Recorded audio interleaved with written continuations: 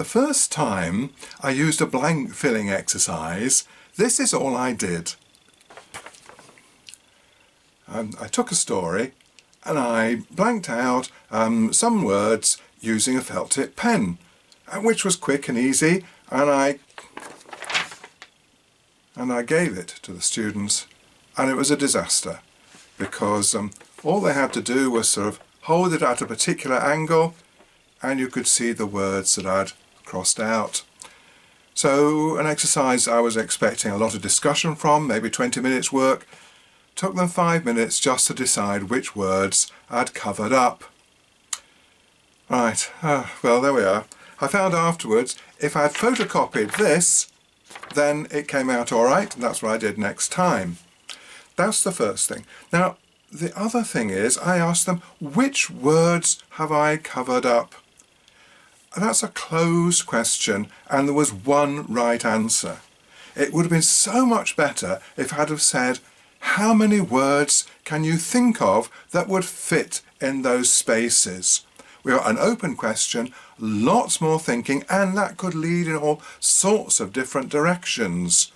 Well, why did the author choose that particular word? Would one of the words you've thought about actually be better than the one the author used? All sorts of things sort of come up. However, having said that, actually this blank filling exercise is brilliant. It's quite easy to prepare, and it involves lots of discussion and lots of thought about the passage they're reading. One of the things you're doing is making the reading more difficult so that the children have to engage more deeply with it and think about it much more. One other thing that crossing out with felt tip pens does do is it shows you how long the word is, which is a bad thing. We don't want to give clues as to what the right answer is. So come and have a look at some of the other blank filling exercises that I've now prepared. Here's an extract from the worksheet that goes with the Taj Mahal story. And you can see this time I've actually done it on the computer. Each word that I've deleted is exactly the same length. So the obvious thing to do is just to put the students into small groups to talk about which words fit in each space.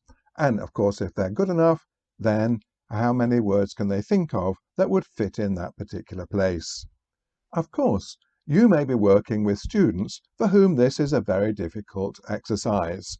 They need extra support.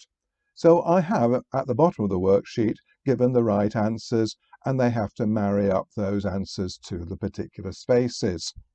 Of course, you just simply cut that off the bottom of the page if you've got students who can talk about it and do the exercise of how many other words would fit in those spaces. Here's a different sort of example of blank filling. This focuses on one particular tense, and it's actually introducing the simple past tense. So we've got here Miss Keep, the zookeeper, saying to Log the lion, I want you to go and sweep the animals' cages. So Log the lion went and swept. And so the children have got to talk about it and fill in the blanks there. Here's another example from the same worksheet. And this time I've made sure that the words are more mixed up. So the children have to talk about it and look very carefully to make sure they can see the difference between go and went, take and took, and so on. Well, that was just a quick introduction to blank filling. I hope you found it helpful, and it's an easy way to make worksheets for discussion in groups and for homework afterwards. Enjoy.